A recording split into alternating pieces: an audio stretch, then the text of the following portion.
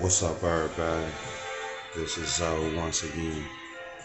We ready to get back to these rosters. Let's get back to these receivers.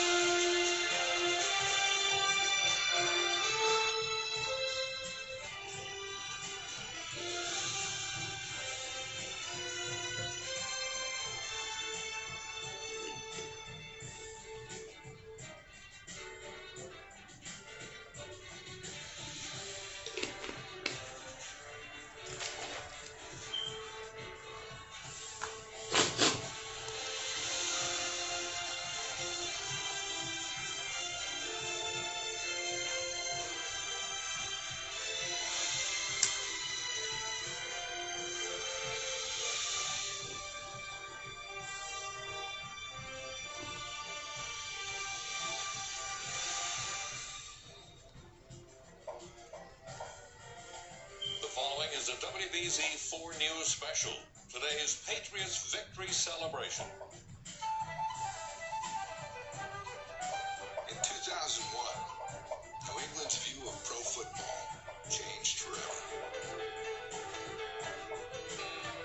Well, Boston was always known as a Red Sox town, and even with the mild success that we had previously had, it was nothing like the experience that New England felt after winning Super Bowl 36. It kind of put the Patriots on the map.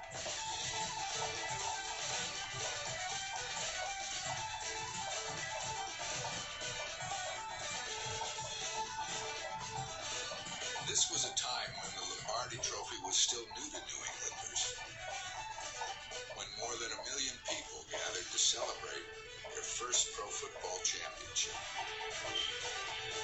It was one historic party. Before it ended, the Patriots were invited to dance on the Red Sox hallowed infield.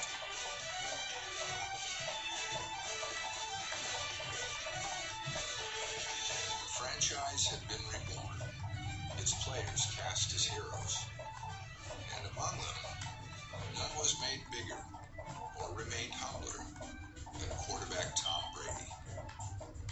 He made everybody feel special, like, when a lot of times the media or certain powers that be was trying to make it like it was just Tom, he would immediately diffuse that. The Super Bowl MVP was sure to make time for one of the men most responsible for his success.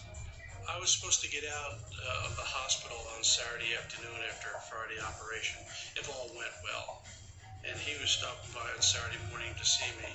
It's too early for cameras. And when he walked in, I was in intensive care and critical condition. The picture painted was not a rosy picture, but Tommy, he actually had, stayed for most of the next 48 hours until family members could arrive. Complications following gastric bypass surgery forced Charlie Weiss in and out of a coma for the next 7 days. His hospital visit ultimately required more than 2 months of recovery. There, throughout it all, was his young quarterback. Tommy was one of the reasons why I got back to work quicker than you normally would because of his pushing, and I think that mentally and emotionally he was a big uplifting person for me. Our personal relationship and our professional relationship now became one, which I think allowed us to evolve together and move along at a quicker pace than it might have originally. Weiss returned to the sideline by the start of the 2002 regular season. The year began with a bang. Then, it began to fizzle out. That's what I'm talking about. One missed assignment, the difference between 7 points and 3 points. They're on the goal. Hey, man, we find every way to lose the game. We can't give up long passes, big plays. I'm telling you, we suck. In 2002, New England missed the playoffs. Once again, the world champion Patriots looked like a once-in-a-lifetime team.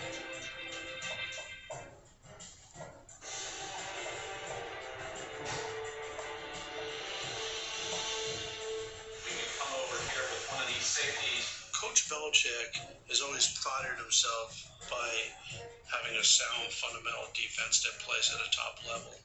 Following 2002, he was frustrated that the defense didn't play up to his expectations. Heading into 2003, New England head coach Bill Belichick began a quest to upgrade his defense. The talent search led to a 30-year-old safety San Diego had just cut. It was a slow free agency period for me because I didn't spark a lot of interest because people thought I was hurt. People thought they believe him.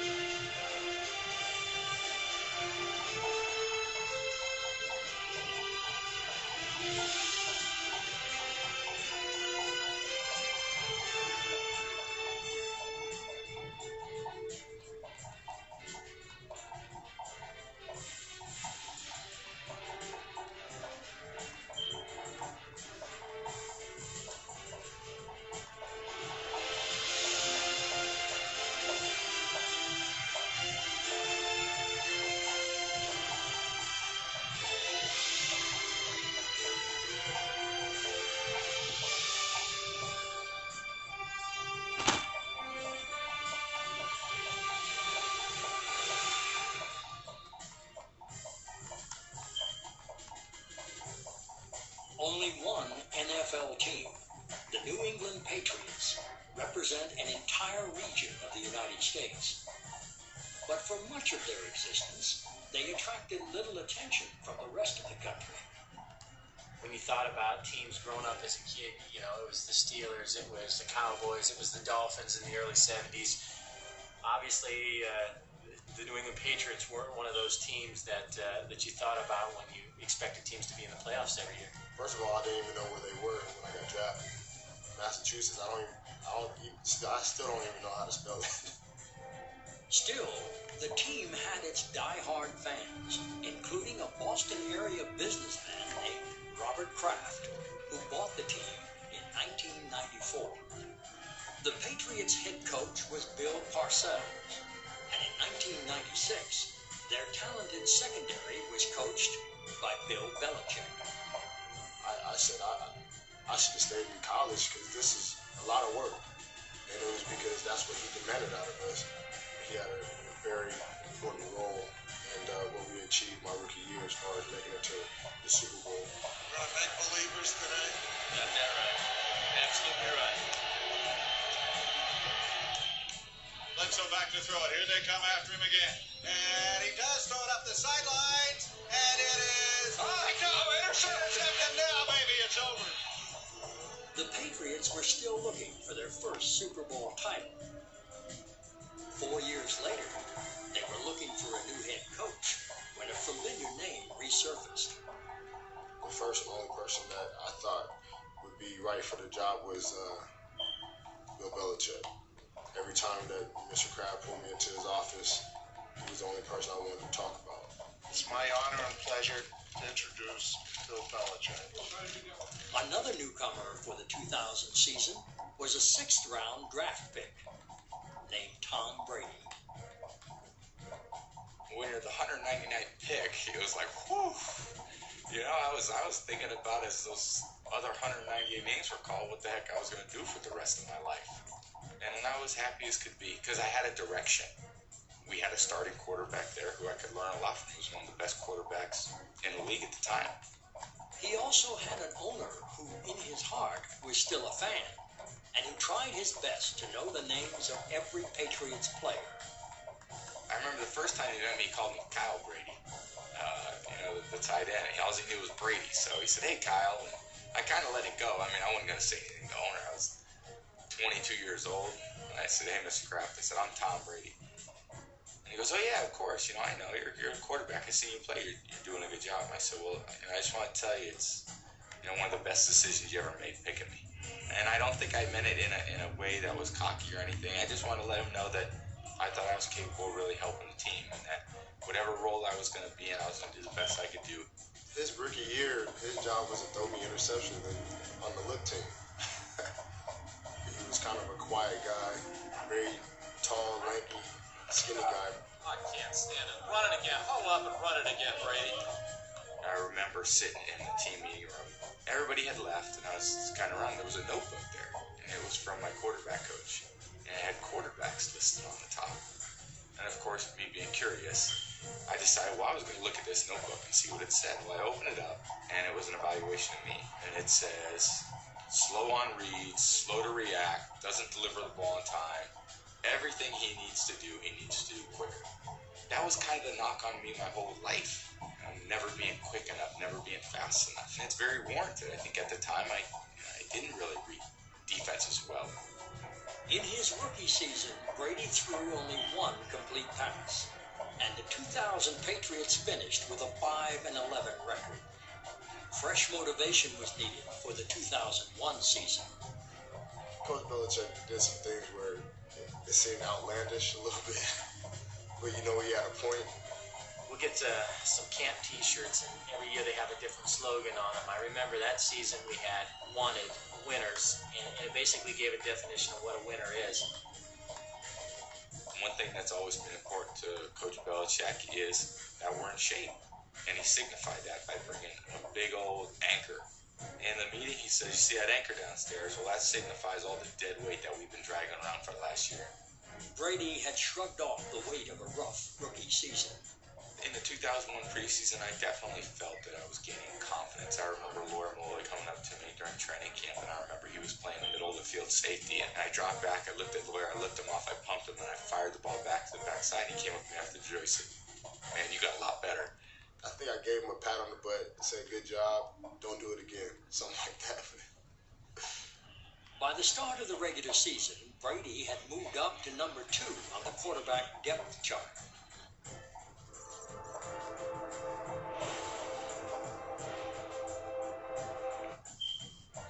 Talk to me about your favorites. Because yes, talk about love under, okay? I like sticks. Okay. I like double seam. I All right. like 10 seam. Okay. I don't like 6-8 swing. Okay. I don't like the big quick out. Okay. You just want to throw so you can get on TV, huh? Yeah. Over the next 6 months, Tom Brady would get more face time than anyone could have imagined.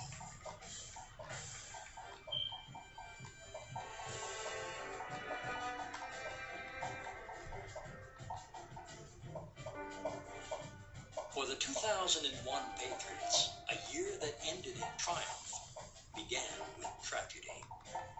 Dick Rabine was initially the coach who came out to Michigan to kind of recruit me.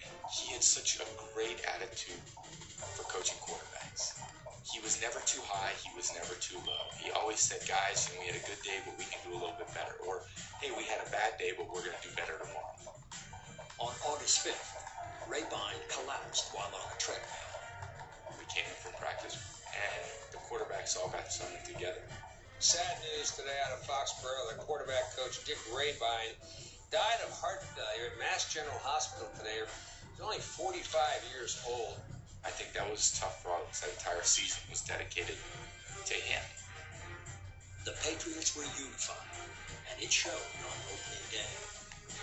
When we played the Cincinnati Bengals was the first time that we ran out on the field as a team, and it was because they kind of screwed up. Before we even got into the tunnel, they started calling out our names. We're just sitting in the tunnel like, okay,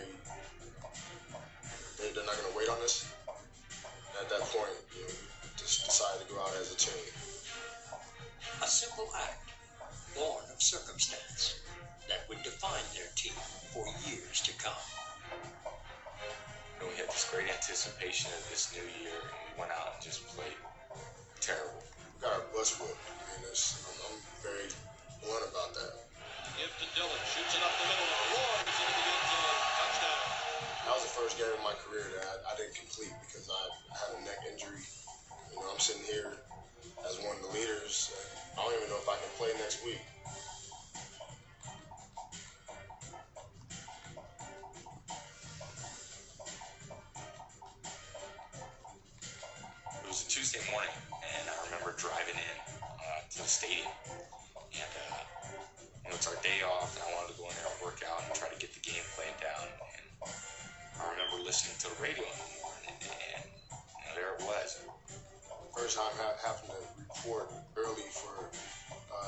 training room session because I was hurt.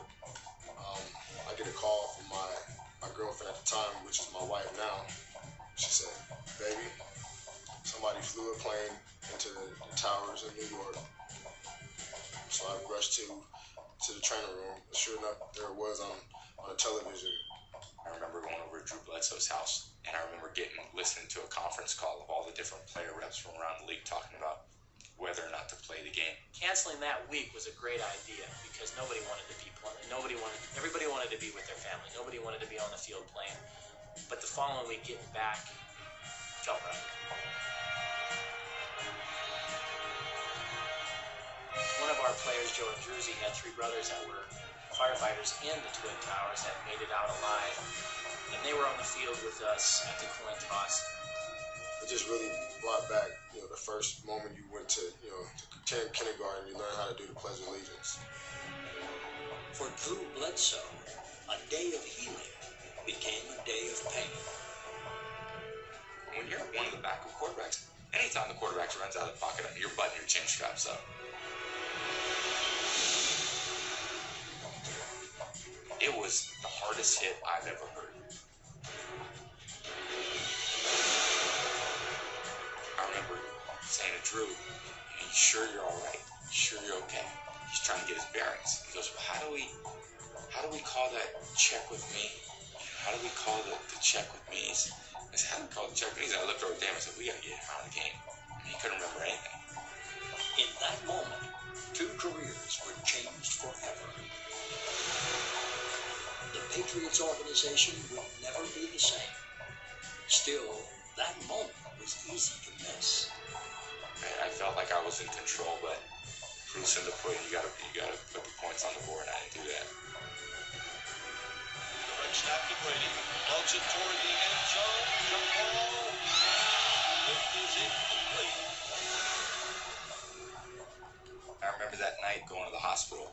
I think only then did we realize the extent of what had happened. WBZ has learned that Bledsoe has a collapsed lung, has lost a great deal of blood, and our sources are telling us that this could potentially be a season-ending injury. At that point, I was like, what else can happen? We lost the Bengals, a game we thought that we were going to win. I hurt my damn neck, 9/11, and now our starting quarterback is out. What else can happen?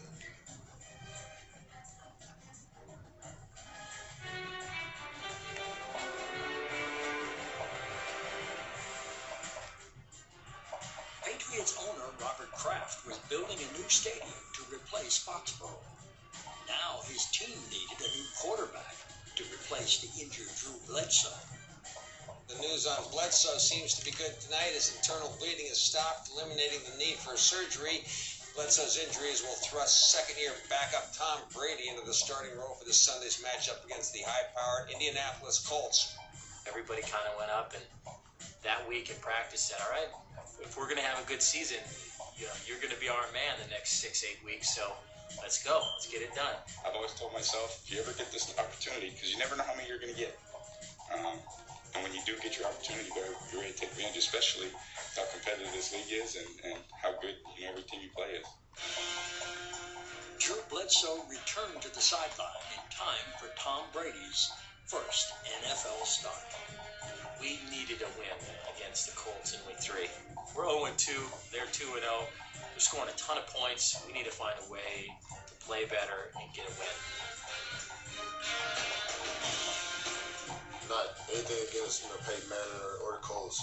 We just kind of had their number. Back to throw is Manning on second and 18. Fires to the right. It is intercepted. It was a different feel in that game, and we felt great about what we were capable of. And we went out there for the first time in a year and a half, really like, man, this is the energy we got to bring every week. The only thing they brought to Miami was inconsistency.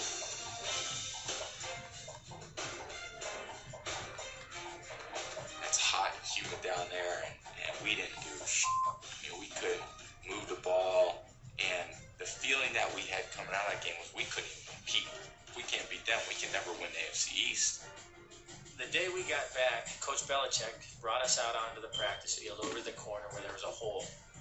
Big 4-foot deep hole. And he says, "You guys see this ball? This is a ball from the game yesterday, and this is what I think of it." And he throws it in the hole, and he takes a shovel and starts throwing dirt on it. And after he throws dirt on it, I said, "That game's over. We're burying it, and we're moving on." I remember stomping on top of that and said, "You know what? It's over."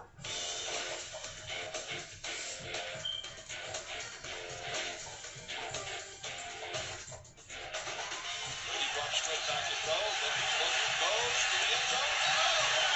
Tom Brady's first NFL touchdown pass. Brady won't fight, got an open touchdown! 36 seconds left, Brady drives it 60 yards. The San Diego game kind of played out the way the rest of the season would play out, with Tom at the end of the game leading us down, put us in a position to where Adam Vinatieri could kick a game-winning field goal. Is up on the way. Patriots win. For Tom to be able to march down the field in this game, everybody else, I think, said, "Hey, Tom did a nice job, and he's for real."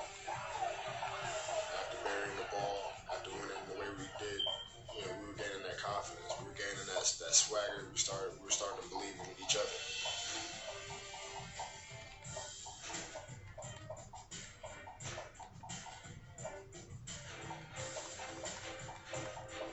Once 0-2 Patriots worked their way to a 5-4 record in time for their biggest test of the regular season. I think pivotal time in that season was the game against the St. Louis Rams the first time. We're 5-4, starting to feel good about ourselves again. But this was the greatest show on turf coming in. This was the team that everybody labeled the Super Bowl champion before the season. All the publications had them winning the Super Bowl. Warner steps up, fires from the end zone, caught, touchdown Rams. In cuts, slant, and in cuts. That's the game. And I think you're always trying to compare yourself to the team and trying to figure out where you stand. I think that game, even though we lost, gave us some confidence. If this is the next Super Bowl champions, hey, they're not that much better than us. In the locker room, you would have thought we won the game because they're supposed to be the Super Bowl champions. What can we be?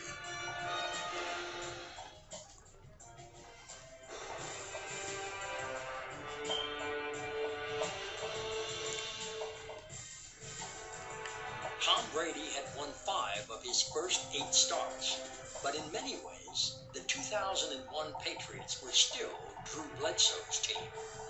We know that the inevitable day is going to be here where Drew's going to be healthy, Tom's playing well. What's going to happen here? No disrespect to Tom, but without Drew getting hurt, he would have never seen the field. At that point, Drew Bledsoe was our franchise. They just signed him to a new 10-year deal. He was the man at the time. A great debate raged across New England. Number 11 or number 12? When we poll the coaches, we're going to poll the fans, we're going to poll the fourth graders, the barbers, we'll poll everybody. You would just assume that a guy like Drew Bledsoe, if he was ready to come back, that he would get his starting job back. That's me as a teammate looking in. The thing about playing quarterback is only one guy gets to play, and I want to play, and Drew wants to play, and who wouldn't want to play? It's almost like to like one person, you have to dislike the other. And that's not the way it should be, and that's not the way it is. With a 5-5 record, a hard decision was finally made. Coach Belichick just said, hey, Tom is our quarterback for the rest of the season. That's final. That's what Mr. Kraft came here to do. And that's what I'm going to do. I'm going to make the decisions that I think are the best for the football team. T-E-A-M, as in team. Drew was very upset about not being the starting quarterback. Are you hurt, frustrated, or how do you feel? Next question. Any way to see this coming through?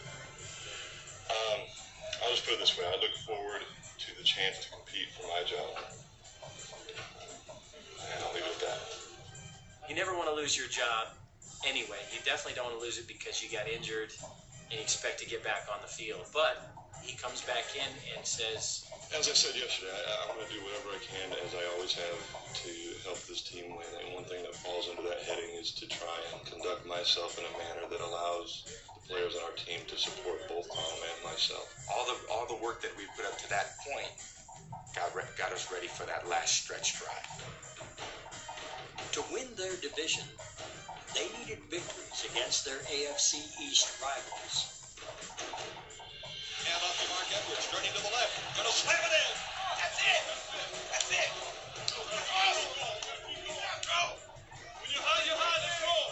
Week 15, we're getting ready for the Miami Dolphins. And all of a sudden, the training camp winter t-shirt resurfaces in our lockers. And it was just a friendly reminder, I guess, of what you're going to have to do this week if you want to become the AFC East champs. Lawyer Malloy embraced former Patriot greats before the game and the future Patriot great during it. Quick snap comes to Kevin Falk. It's a throwback to the left of Tom Brady. He's got it at the 30. That's when I kind of realized that the coaches made the right decision when they decided to go with him. You know, not taking anything away from anybody else, but this was our guy in order to be successful this year. And Foxborough loves Tom Brady. Back to Brady, fires it left open pass. 20, 15, 10, left side, 5, touchdown, Patrick Mahomes. In a lot of ways, we thought that was going to be our last game at Foxborough Stadium. So it was really a farewell tour for the team, and we walked around the entire stadium, shook hands with everybody.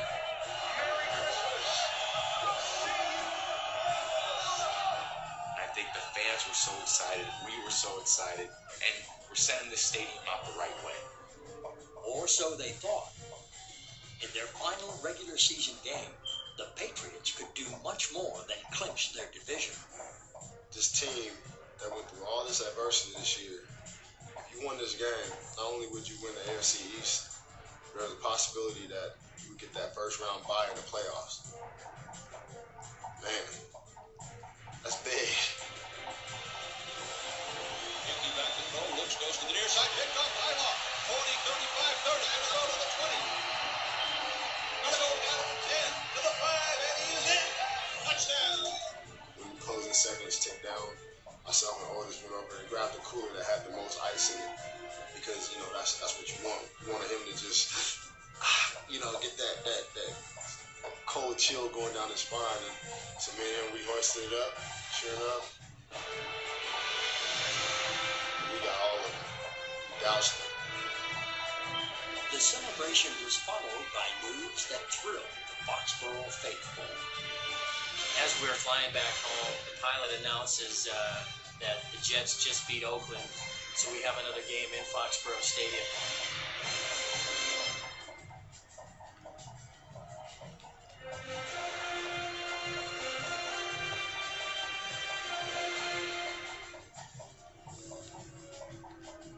The Patriots' 2001 postseason began with one of the most dramatic games in NFL history.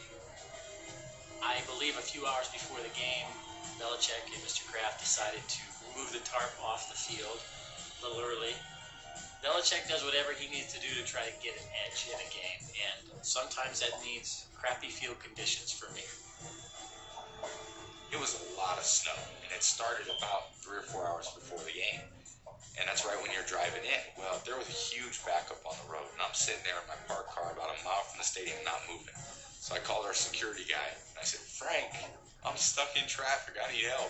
So he sent a police escort about a mile out that, found my car, and I followed them into the stadium. Got there, changed. 20 minutes later, I'm on the field warming up. Well, me being a knucklehead, I go out there in a t-shirt, to prove to everybody that this weather's not going to bother me at all.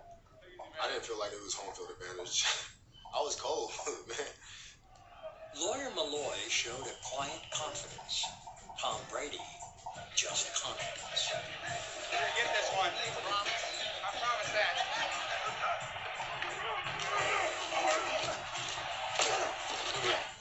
We got off to a very slow start. I threw an interception early and went into halftime.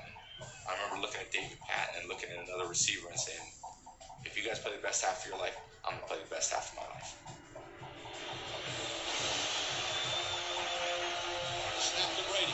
Looks, stands, starts to run with it. He's down to the 5, and he's in. Touchdown! Tom Brady! Patriots are back in it.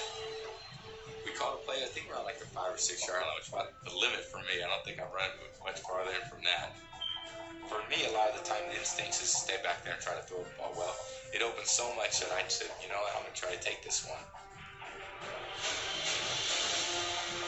I used to love the way Tom Rathman used to spike the ball. He'd just throw that ball on the ground as hard as he could. So I think I was intended to do the same thing, and as I slammed it, you know, I was going right down with the ball. And he gets up and spikes the ball and goes wild here in Foxborough. That's a great comeback. Keep it up, baby. It was the 2-minute warning. Raiders 13, Patriots 10. The stage was set for a play that would highlight an obscure section of the rule book and rewrite the history book. It was called trips right 68 slant, D-slant. There was nobody on the left side of the field from the center over. You said, God, how can I not throw over there? Well, the problem was it was a blitz zone. And as I was coming down to recock it and get the ball out to the running back, that's when I got hit.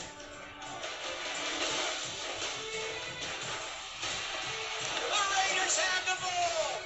Charles Woodson came on a corner blitz, and he rocked his former Michigan teammate. And I ran off the field, and I was so pissed. I mean, I couldn't believe that I fumbled the ball to lose the game. Damn, game's over. That's what I was thinking. Game is over. The play's going to be reviewed, though, Greg. Wow. NFL Rule 3, Section 21, Article 2, the tuck rule. After reviewing the play, the quarterback's arm was going forward. It is an 18-yard run. Patriots retain the ball. You know, strong proponent of the rule now. But at the time, I definitely, I'm not going to pretend that I had any idea that ruling would come out the way it did. It was overwhelming at that point, just to have another chance, have another season. And that's pretty much what it was. It was much more. It was the first brick of the foundation of a dynasty. This AFC semifinal boiling down to a very exciting finish. The Patriots out of Vinatieri can try to tie it. The Patriots' season depended on a 45-yard field goal into the wind in a snowstorm. I know that's a real low percentage kick. How many times would I make it if you gave me 100 shots? I don't know, 10 maybe. Kickoff on the way, and it is good. It is good. 45 yards. Adam Vinatieri takes it through the snow, and we're tied at 13. Looking back at it, it's probably the most difficult field goal I've ever had to attempt to make. Probably the one that I'm the most proud of. In all my years in the NFL, I think that was the most amazing play I've ever seen. With Brady setting up Vinatieri in overtime, the outcome seemed almost inevitable.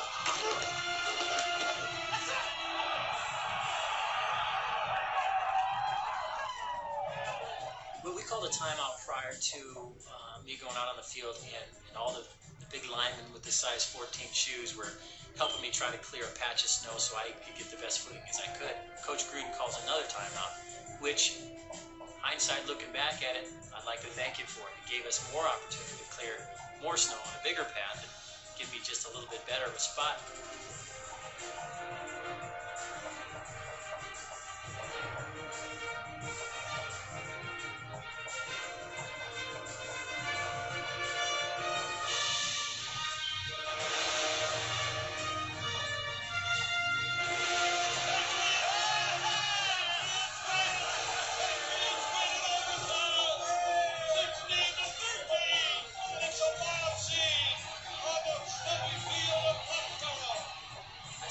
Fans after that game, and not one of them told me they were cold.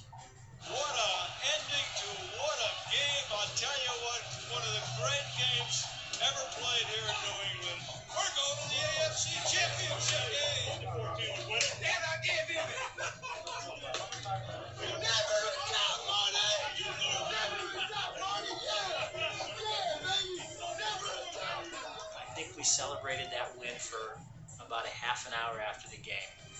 And then we went, we got to play a pretty dang good team in Pittsburgh who are expected to beat us.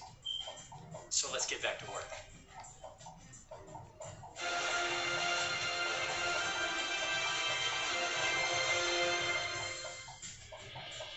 When the 2001 Patriots arrived in Pittsburgh, some were calling them a team of destiny. I hate that word, destiny, because it makes it sound like we didn't earn it. We had a chip on our shoulder, and Lawyer Malloy had a bigger chip than most. First of all, I'm a very upset individual all the time, or at least I give that persona. If you don't know me, we went by this storage room. You see a whole bunch of suitcases packed up. And we found out that before the game that the bags in there was the players' bags and their family bags because they were leaving right after the game to go down to New Orleans to play the Super Bowl. You don't do that to the Patriots. Yeah, we're coming, baby!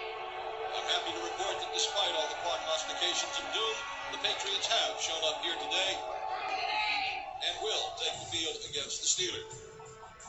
But their storybook season was about to take on a new twist. And Brady's down. Brady is down in the backfield. Oh, boy.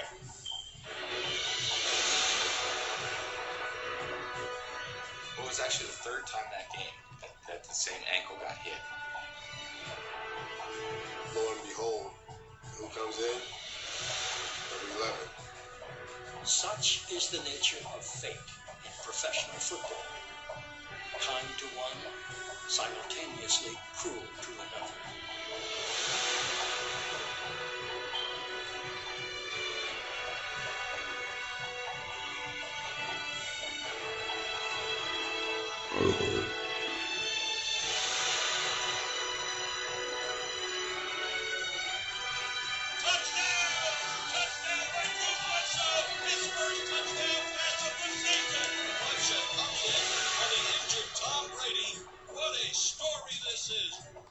Finally, I went in to get a retake and them to evaluate it just before half because we had a little bit of time. At that point, I thought I was going to go back in and play, and he decided, you know what, I think we're just going to stick with Drew. I learned a lot from watching him play that second half, that he had a great poise about him. I don't think a poise that I showed much. Stewart takes the direct snap, stands up in the pocket, looks, fires down the field, could be picked, it is! It's intercepted, picked off by the Patriots. Falling to the ground at the 50-yard line is Lawyer Malloy. And the final seconds tick away. Patriots players coming onto the field. And we're heading to New Orleans as the American Football Conference champions. We won. Everyone goes in the locker room, and I don't really feel a part of it. That motivated me so much to get ready to play the next week.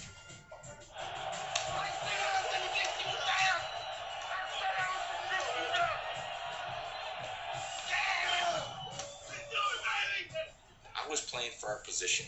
I was going to be the quarterback that day, but I was playing for Drew. When I grabbed Drew, that's what I was saying. You know, we're here, and I told you that we were going to do this, and I told you we were going to do this together. Our team all season long went out as a team, and we made a decision. I don't care if we get in trouble. I don't care if we get fined. We're walking out as a team again. And now, ladies and gentlemen, choosing to be introduced as a team. Football Conference champions, Patriots. I mean, that's the most exciting year I've ever as a player, and you realize every sporting eye in the world is going to watch you play.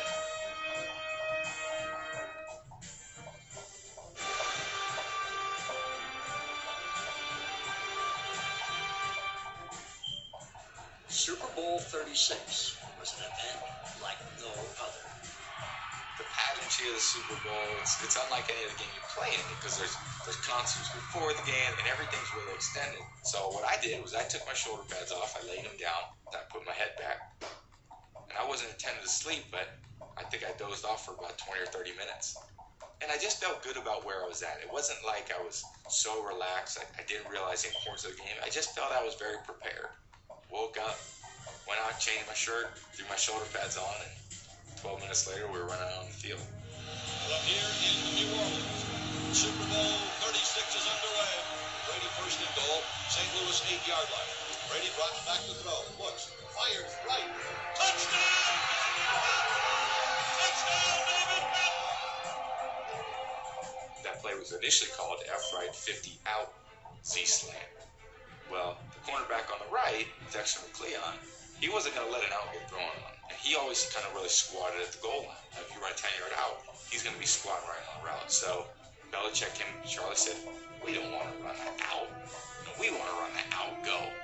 Well, sure enough, Brady calls the play.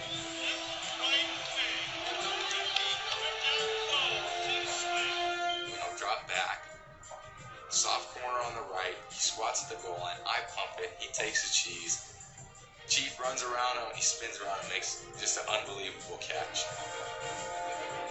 Boy, at that point, we were feeling pretty darn good about the score. We ran it at halftime thinking it's going to be tough for them to beat us.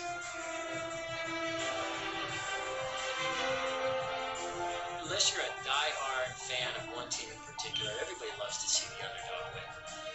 Unless you're the St. Louis Rams. Ricky Cole wide open. Inside the 10. Yes! Touchdown, Ricky Cole! Tom Brady, overrated. After the Rams tied the score up, I remember looking at our equipment guy,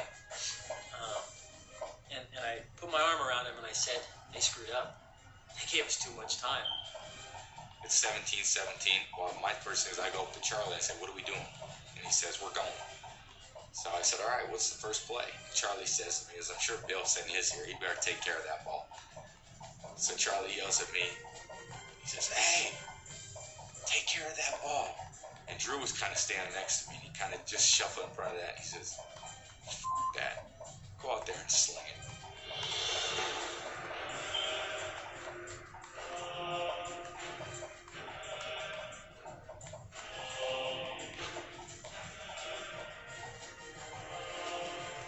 I remember almost getting strip sacked on the first play.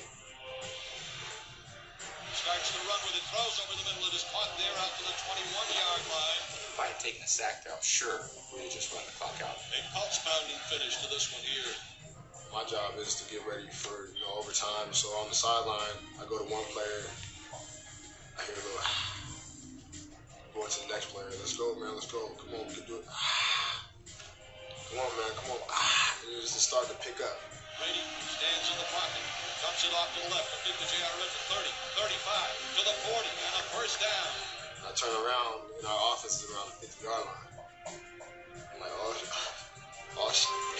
Steps up, fires down the field, caught, Troy ran up the 40, stopping the clock at the Ram 36, with 21 seconds to go. It happens so quick. By the time you spike that ball, you got 40 seconds, and you're thinking, this is for the World Championship. Brady throws the ball to the ground with 7 seconds left, and Adam Vinatieri will try to win it with a 47-yard field goal attempt. I've got my arm around Johnny, our equipment guy, and I give him a little nudge, and I said, when we go out onto the field and kick this game winner, get your butt down there and get this ball for me. The night before that game, I must have tossed and turned all night. I must have kicked that 1,000 times in my sleep, over and over and over again. One more time, and the dream would come true.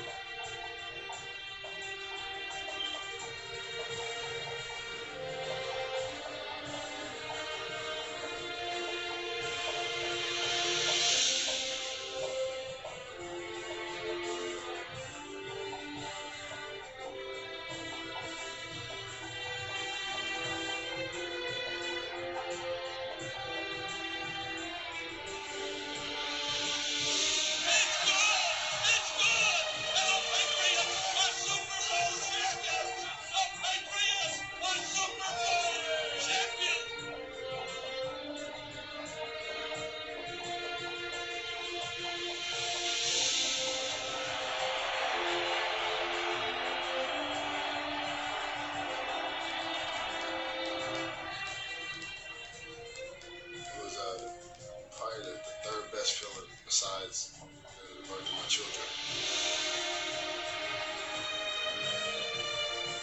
I remember I had my sisters down the other end, We are so proud of him.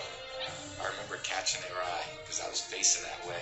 I pointed at them and I just put my hands on my head like, can you believe this is happening? We're all jumping around and celebrating and stuff. Our equipment guy came back over to me and gave me a big hug and said, I got that ball for you, man.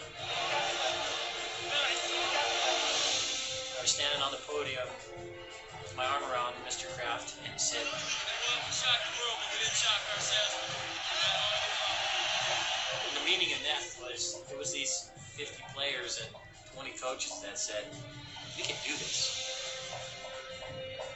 One thing that's always been important to Coach Belichick is, you know, he said everybody flies down is flying back with us. So I got asked to go to Disney World. Going to Disney World! When I asked our PR guy, hey, can I go to Disney World? He said, don't ask me, you better go ask Bill. So I went down to his room, knocked on his door, and I sat there for probably 15, 20 minutes. Didn't want to bring it up. So finally on the way out, I said, oh, Coach, you know, by the way, I got asked to go to Disney World. Can I miss the charter plane and go back to Disney World tomorrow morning? He looks at me and goes, yeah. How many times you think you win the Super Bowl? And I said, that's good enough for me. Tom Brady would become the Prince Charming of the National Football League, while Drew Bledsoe was traded to the Buffalo Bills after the 2001 season.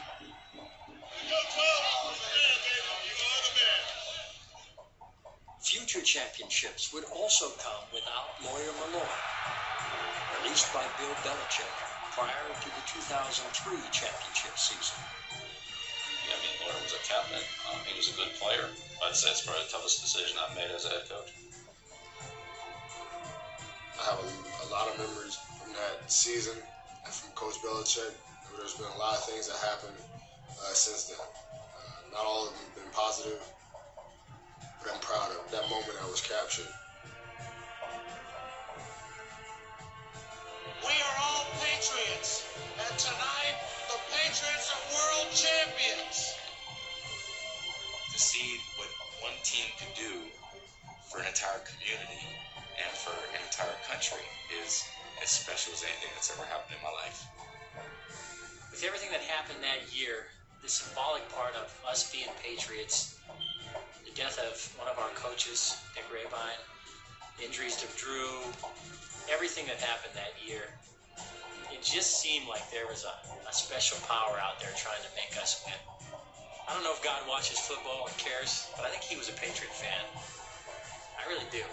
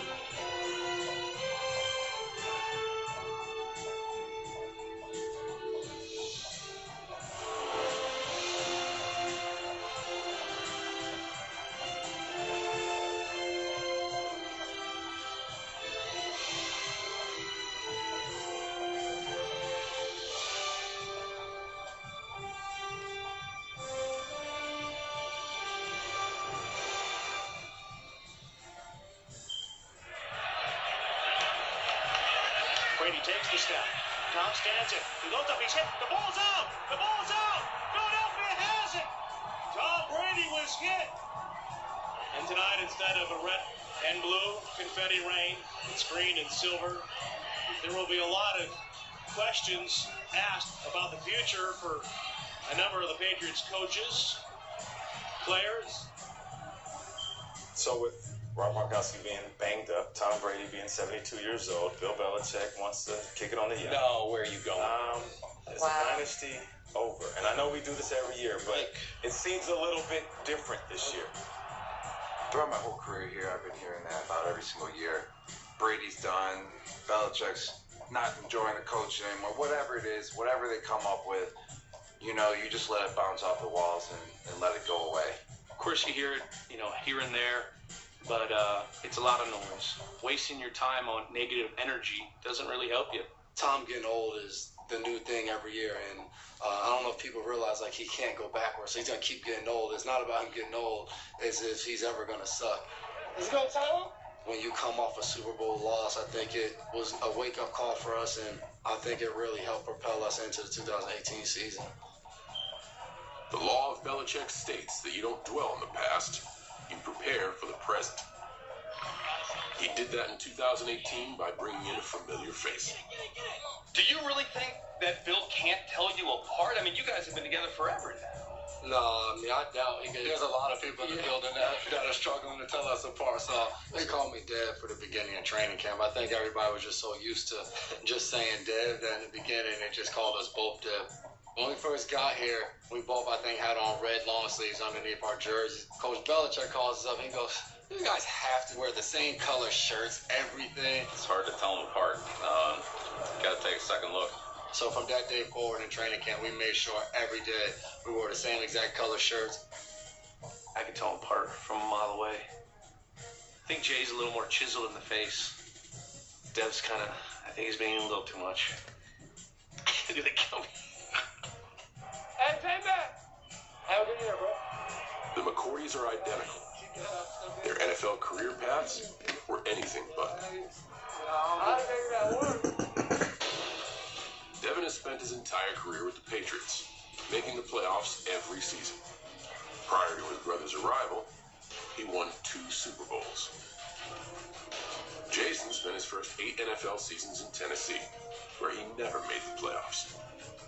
In 2017, he signed with the Browns and endured an 0-16 season. What did I say to you as soon as the season ended in Cleveland? You got to get out of there. It was a rough goal for us, obviously, when you go 0-16. And I remember ending that season and telling my agent, I'm going into year 10, like, man, if I can find a way to, move on or have a new start would be awesome. With Jason on the trading block, Devin sought to make his roommate a teammate. I text Coach Belichick and told him 2 McCourties better than 1. And I don't get a response for like 30, 45 minutes. So I was like, dang, I guess he doesn't think Jay's that good. And then he calls me and he was like, we actually called down there, we traded for him, Dev FaceTimes me. And he was just like, welcome to the Patriots. It's like, what are you talking about? And he was just like, we just traded for you. So I started laughing. I was just like, all right, oh yeah, I bet. So he was just like, nah, I'm dead serious. I just got off the phone with Coach Belichick. We just traded for you.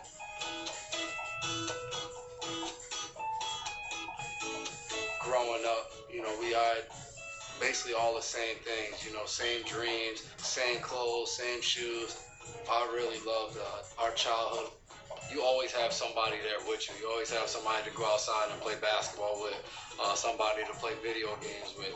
You just always had a sidekick. There was also always someone to play football with. First in Pop Warner, then at St. Joseph Regional High School in New Jersey, before heading to Rutgers University. And in 2018, almost a decade later, in Foxborough. I thought it was the perfect time. I was excited to see what it would bring and what we would bring out of each other being on the same team again. The McCourties were together again. Tom Brady had his own reunion with his #1 receiver. Julian Edelman's 2017 season ended in August. Brady in a gun, goes back for Edelman, runs to the 20. But he rolls over, and then he favors his right leg, flipping to the far sideline. I tore my ACL and knew it. It's tough. You're coming off a Super Bowl year. You feel great. You put in a lot of time in the off season. You put a lot of time in training camp, and to go out there and tear your ACL, I mean, it was one of those things where it just sucked. It just sucked. You play the game to play the game, and it becomes a pretty lonely spot. And there becomes a point where you had to worry about trying to get back to where you can go out and help this team, and that's what I had to do. After spending all of 2017 rehabbing his knee. Edelman was raring to return in 2018. There's been several suspensions from the NFL today. Obviously, Julian Edelman, the latest and the biggest, his appeal officially denied, according to his source, informed of this situation. That means he's going to be out the first 4 games of 2018 with a PED suspension. Obviously, I felt, this is terrible news. Regardless of the situation, there's a lot of people that count on you. Your teammates, your coaches, the organization, your fans, your family, your friends, and you let a lot of people down. And it was a very tough time in my life. Tommy was a real huge help because the year prior he had to go through some similar situations, and he just told me, take advantage of this time, stay in a routine, work your tail off, and you got to do everything you can to get yourself back in the situation of going out there and helping your team and trying to earn these people's trust back. And that's what I had to do. Still to come. And the Patriots stand stunned in disbelief. Even though I'm a spectacular tackler, I missed it that time, all right?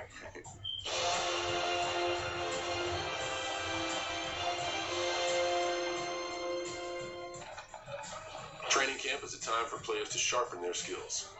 Even future Hall of Famers, like tight end Rob Gronkowski. Yes, good late hands there by Rob. Rob, good late hands. Really good.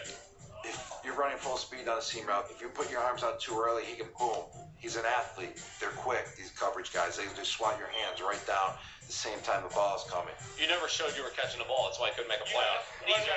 A couple guys made a couple plays on it. I bring them out. Brady up top. Lost it. Gronk stripped out of his hands by Hilton. So I learned that. So late, he never had a chance to do it. It's a nice job. Gronk and the Patriots seemed ready for the 2018 season. But they dropped the ball, losing 2 of their first 3 games. We started off strong with a win versus the Texans, and then we went back-to-back losses to Jacksonville, to Detroit. And the offense was just not clicking. We weren't making yards. We weren't putting up points. We weren't getting first downs. We weren't converting on 3rd down. Both sides of the ball were playing bad. Like, I had been here before where, offense has a bad game or the defense has a bad game and the other one picks them up and then eventually we get moved. But it was just like, if it didn't go well in the beginning for us, it was just like, all right, it's going to keep getting worse and worse. This is a microcosm of what they are right now. We win so many games around here in New England, like no one wants to be a part of that year where you don't win games and have a chance in the playoffs. Hey fellas, it's a verse in the Bible that says when adversity of any kind hits, it's a chance for our endurance to grow. When our faith is tested, it's a chance for our endurance to grow, fellas. Our adversity hit. We've been tested. What are we about? Fight for each other today. For the rest of the season. Have each other's back. In week 4, the defense had one of its best performances of the season, holding the Dolphins to just 7 points.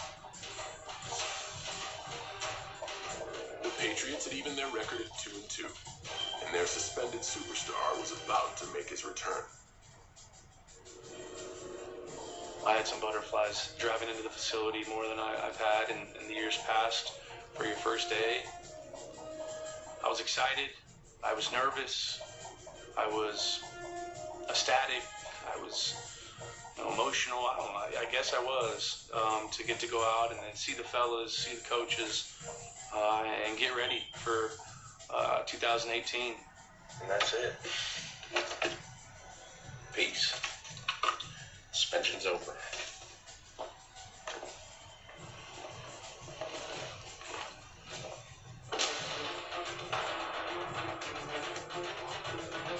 Tom Brady on first play of the game throws upfield. It's caught by Julian Edelman. His first catch since 2016.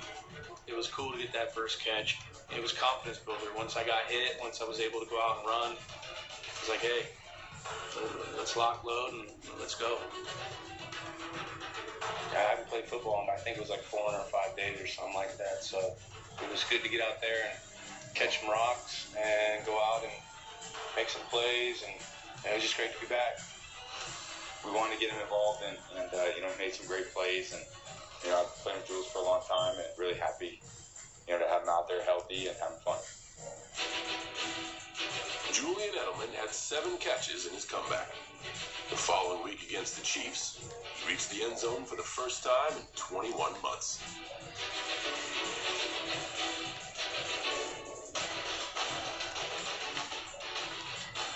It was nice to get back in there. It's like a warm, cozy spot that, on a cold day, you just want to lie next to. That's what the end zone's like. The Chiefs entered the game at 5-0, scoring at least 27 points in every game. It'd be no different in New England, where they amassed 446 yards and scored 4 touchdowns. Hill takes the catch at the 35. Gone! Touchdown! Unbelievable. But Tom Brady and the Patriots matched them point for point. Brady dives into the end zone. Brady won't rise to that type of occasion. With the game tied at 40, the work Rob Gronkowski did back in training camp paid dividends. Gronkowski takes the over the shoulder catch inside the 10. Good job not putting his hands up too early. 2 Hall of Famers making a play at the end of the game when you need it. 28-yard attempt for the win. Look at him, Price, right down the middle. A game winner for Gronkowski, and the Patriots prevail, 43-40. We definitely knew that this was an important game because, they're one of the premier teams in this league. This is a measuring stick game. This is where we're going to see where we're at. And these teams may very well meet again. You'll see this team again down the road. All right, fellas, congratulations. Talk about competing for 60 minutes. That's what it took. You guys fought your ass off out there. All right, that's a good football team. Give them credit for the way they played because we just played a little bit better. Just a little better.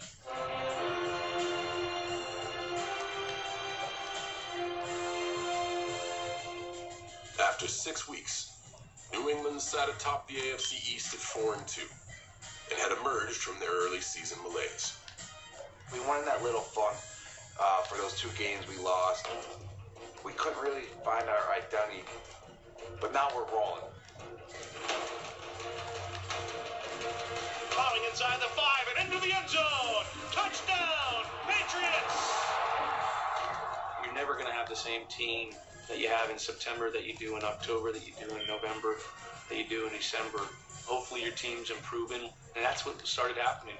You're getting contributions from everyone, and we were worrying about just improving. Goodbye! Pick 6! Devin McCourty! Touchdown, Patriots! They'll push us to continue to work and get better. And I thought the team really took that as a challenge. Rodgers backpedals in the pocket. Claymore gets to him. Way to push the pocket. The pass rush is what we want, all right? That's the idea right there, all right? Let's keep doing that. One more, boys. We need one more. Brady drops back, throws it down the left side. Wide open. Gordon makes the catch. Slips a hit. Goodbye. Touchdown, Patriots. Oh, start the buses. Good job, Tommy. 7-2. It's a long ways from 1-2 where we were. We strung together a lot of wins, playing good football, and we got to keep it going. We got another big one this week. The Patriots traveled to the Music City, riding a 6-game winning streak. For Jason McCourty, it was a return to the town he called home for 8 seasons. Tennessee gave me a chance. A 6th-round draft pick, a kid from Ncaa, New York, to go there and be able to have the opportunity to work his butt off, which eventually gave me the opportunity with the New England Patriots. I walked in this building today, I thought of one word: opportunity. My opportunity here got me here. Rashad, for a reason. The opportunity here got me here. In this huddle, on this side. New England squandered their opportunity for a 7th straight win and suffered their most lopsided loss of the season. The Patriots have been thoroughly dominated today in every phase. The Patriots would eventually win their 10th straight division title. But as everyone in New England knows, it's important to play your best football after Thanksgiving. Since 2000, Bill Belichick's teams are 64-13 in the month of December. tops in the NFL. But in 2018, their air of invincibility took a hit after a miracle in Miami. And you go to Miami, and somehow, I don't know why, they don't play too well there. The Dolphins down 33-28. With 7 ticks left, a miracle touchdown. You know, they can save it. Daniel throws down the middle, caught by Stills. Laterals back to Parker, who flips it to Drake. He runs across the 40 to anything. Angling inside to the 30, 25, 20, 15, 10. He's going to win the boat race to the end zone. The Dolphins are going to win it on a lateral. I was the safety, and it was supposed to be a Hail Mary. There was no Hail Mary. They're doing the hook and ladder, and then all of a sudden I see Kenyon Drake coming full speed. I know this guy's fast. He blows right by me. I almost fall, and they won the game. It was the Miami Miracle. Look at Gronkowski stumble. He was the safety. I missed that tackle. You know, even though I'm a spectacular tackler, I missed it that time, all right? And the Patriots stand stunned in disbelief. We had that game won again, and we had it won. But it wasn't the end of our season. We knew that we were going to have to come together as a team even more if we wanted to keep on moving forward, if we wanted to get to where we needed to get to. And we go to Pittsburgh and we lay another goose egg, basically. And the game hinges on a 4th and 15. Ready to go into the end zone. Ball's chipped and it lands incomplete. 2 gross losses in the month of December as you're closing out a year. It was another tough 2 weeks, which were really tougher than Jacksonville and Detroit from a sense of this is what we talked about. We talked about getting better for this part of the season, and then you lose 2 on the road. It was kind of like, you know, what's going on? Like, now what? And I hate to say this, and Patriots fans don't get mad at me. I'm not worried about the Patriots this year. It isn't your season. You guys are not going to the Super Bowl. We all had to look in the mirror, and it was just more or less like, who are we going to be and what are we going to be? Nothing's going to be handed to us. Just because the team has gone to back-to-back Super Bowls doesn't mean you're going back this year. They're going to have to go out there and really go get it.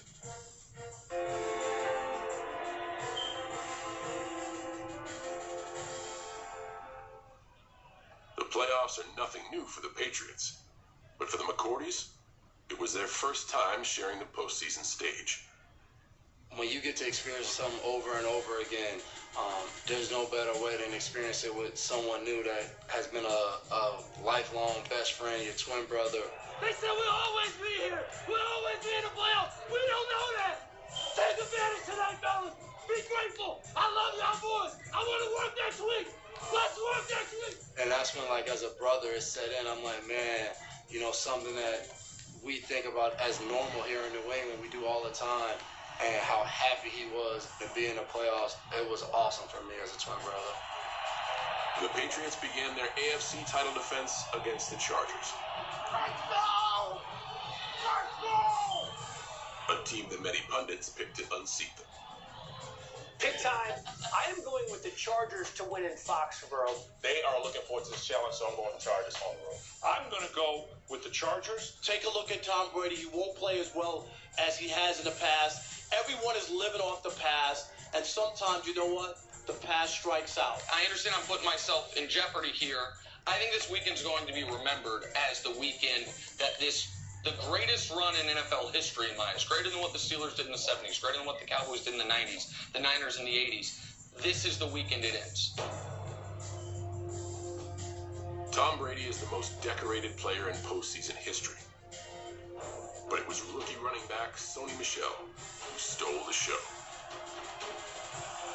20 seconds. Brady with the give to Sony Michel, stretching to the right. Finds an opening, runs past it, tackle to the 45-40, to the 30, to the 20, to the 15-10, tracked down from behind by Derwin James. Phenomenal run by Sony Michel. Michel rushed for 129 yards and 3 first-half touchdowns.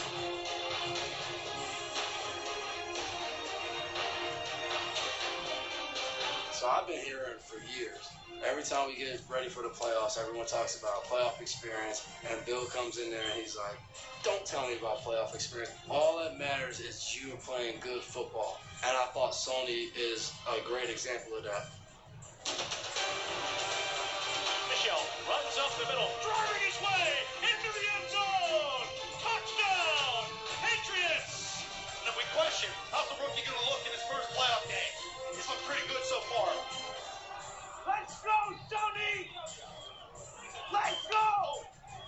we're able to run the ball. And anytime you're able to run the football, it creates openings for other things. And we were able to capitalize on those things. In his first playoff game since Super Bowl 51, Julian Edelman recorded the most prolific performance of his postseason career, tallying 151 yards on 9 catches. All night long. I know Richie, bro. All night long. I mean, who doesn't love Lionel Richie? The guy. I love Lionel. All night long, baby. Love Lionel. Julian Edelman, dazzling all day long here at Foxborough.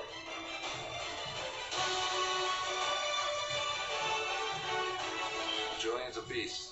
Big games come, he's always coming out to play.